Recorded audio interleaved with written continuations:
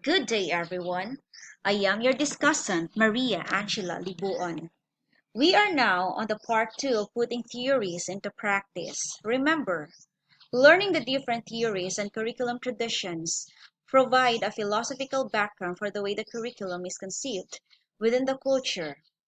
This time, we are down with our part two with the same objective, which is to shed light on how to put theories into practice by featuring school cases with practical solutions to be able to give answers to our second big question. How can we reinstitutionalize a core curriculum at our university? Core curriculum is a concept that is not well known today. The idea behind a core curriculum is that it fosters a cohesiveness and community within an educational institution. For our second question to be answered, let's examine the case of Dr. Martin Fitzgerald, who serves as provost of the Northern State University, which emerged as a research university although it began as a teacher's college. Dr. Martin Fitzgerald, the university's provost, is in his first semester since coming to NSU from his role as Dean of the College of Arts and Sciences at a university of a similar size. His background is in English, and part of the reason he has accepted his new position is because the Northern State President, as well as the Board of Trustees, is committed to re-establishing a common core curriculum. Dr. Fitzgerald is excited about this new opportunity. Even though the institution has had success in moving in the direction of producing additional research, many alumni have become increasingly critical of the way the university has de-emphasized teaching, especially at the undergraduate level. They want to ensure that the kind of education they received will remain intact for many years. Some alumni support to move toward emphasizing research and grant funding, whereas others argue that the move costs too much money, belittles long-time Northern State University faculty, and abandons the mission of the university. Meanwhile, Dr. Fitzgerald is deeply committed to the goals of liberal arts education. Recent appointees to the Northern State University Board of Trustees support the same ideals. They believe strongly that the institution needs to return to its roots, part of which means an increased focus on undergraduate curriculum and teaching. He must achieve this goal without damaging the growing research that is a source of pride to many new faculty. The president of NSU, Dr. Willow, a 68-year-old and has been president for 8 years. He is widely rumored to be contemplating retirement, so everyone knows that Provost Fitzgerald's appointment is critical for the future of the institution. President Willow and the Provost Search Committee believed that Fitzgerald had all the characteristics necessary to lead NSU into the future. Another central person in Provost Fitzgerald's effort is Dr. Martha Curie, Dean of NSU's College of Arts and Sciences. As nationally known chemist, Dr. Curie's background is far removed from the liberal arts ideal that animates Provost Fitzgerald.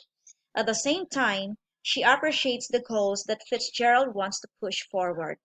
Even while she supports this aspect of Fitzgerald's vision, she has many other initiatives that she must keep in mind as she works with the 300 faculty and 16 department chairs who make up the Arts and Sciences College. Since he has only been on the job for 3 months, Provost Fitzgerald has not had time to make major changes. He has had time to begin the process of establishing a general education task force that will make recommendations to the university faculty. Fitzgerald's review of core curriculum has revealed that all students at NSU, regardless of major, must complete a 27 hours of general education coursework. To some people within the NSU community, this 27-hour requirement may seem like a core curriculum, but note to Fitzgerald. Within this 27 hours, no specific courses are required. No list of books is mandatory and no common set of curriculum standards have been developed. The university made the switch to a cafeteria model during the 1970s because the previous provost believes that it would be better to meet their needs and interest. Before the cafeteria system was implemented, all students completed required courses in each of three main areas: social sciences, humanities, and physical sciences. Today, however, students are allowed to choose 9 hours from each block. Another problem is that some of these courses are so narrow that they can never provide a broad liberal curriculum that would achieve the ideals of liberal education. In addition to narrow courses counted toward core curriculum credit, Provost Fitzgerald has been unable to find a document that outlines the goals of NSU wants to accomplish within its general education program. This time, the time appears to have arrived, however, for the university to turn its attention once again to its general education curriculum. If you were Provost Fitzgerald, how will you resolve the problems? Of the hurdles that Provost Fitzgerald faces, three stand out as most significant: lack of faculty support, lack of balance between teaching and research, and limited resources. This time, let us discuss how these hurdles might be resolved from a deliberative perspective. Let's take to examine each hurdle. First hurdle, lack of faculty support. As best he can discern, Provost Fitzgerald faces resistance regarding the core curriculum idea from almost half of the faculty. Some faculties would prefer to conduct research and teach graduate students. They have little concern with undergraduates.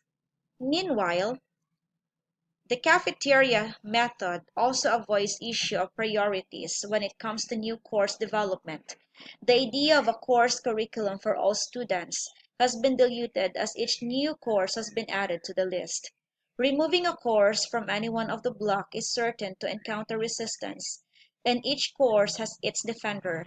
In the face of this situation, Provost Fitzgerald must find way to alter the current arrangement without alienating key faculty.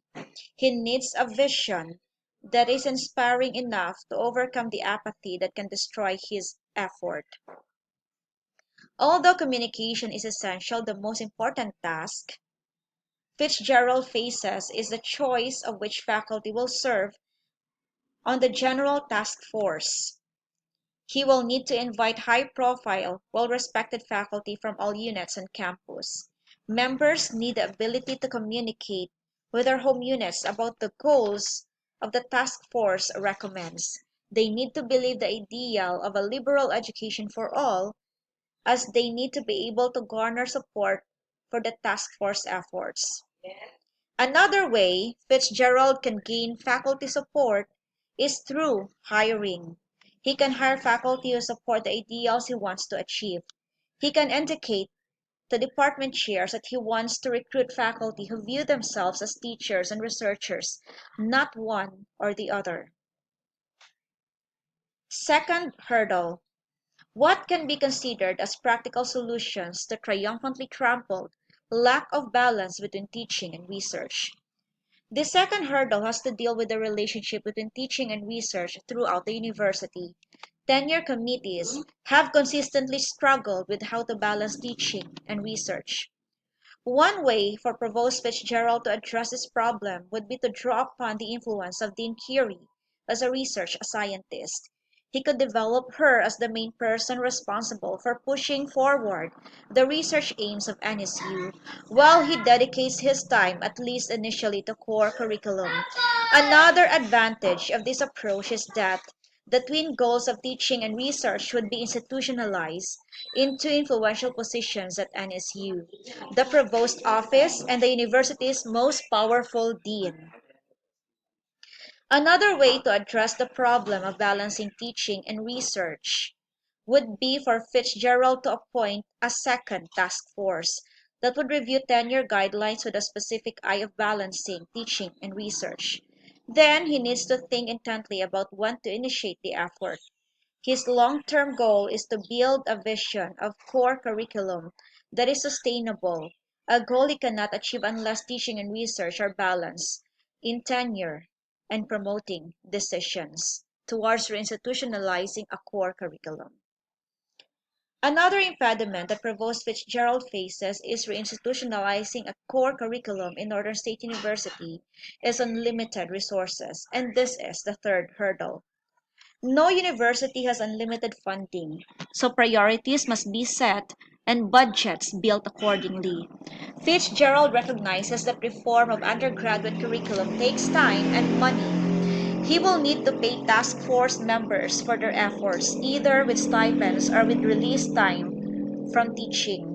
When task force has established a document that has been reviewed by significant groups throughout the university, the resulting vision will need to be shared widely. If financial constraints persist, still another possibility would be for Provost Fitzgerald to begin his reform efforts with a small pilot program. Such program could potentially grow over time, but could be initiated without sweeping changes that impact the entire university. Even beyond monetary concerns, another valuable resource that Fitzgerald could keep in mind is time. Too busy faculty who are completing book projects or conducting research or advising students. The wise use of time is critical. Provost Fitzgerald will need to make sure that the General Education Task Force collects and disseminates material to faculty in a wise manner so they can review and provide feedback efficiently. Even if it takes all these steps, Provost Fitzgerald is not guaranteed to succeed. He can, however, increase his chances if he deliberates wisely with staff and faculty about the challenges before them. Perhaps, most important of all, he needs to recognize that reforming core curriculum is a process that often takes 5 or more years to come to fruition. For our second big question, how can we reinstitutionalize a core curriculum at our university? Let us highlight the following essential ideas, or let's give the summary that we have here. First, one practical way that colleges and universities can provide better curriculum leadership is to establish a position, for example, Associate Dean for Undergraduate Curriculum, whose primary job is to oversee undergraduate core curriculum. Core curriculum deserves and needs this type of attention if it is to flourish. Second, accrediting agencies have begun to pressure universities to define the goals they want to achieve with their undergraduate programs, especially the core curriculum, that should provide a common experience for all students. Third, the issue of how to balance teaching with research is something that universities will be dealing with for so many years. At first glance, curriculum seems to be separate matter, but until a university decides how to answer the question of where to place its emphasis when it comes to teaching and research, curriculum questions will remain impossible to resolve. So that's it for our part 2, which we just answered one big question: how can we reinstitutionalize a core curriculum at our university? Thank you for viewing.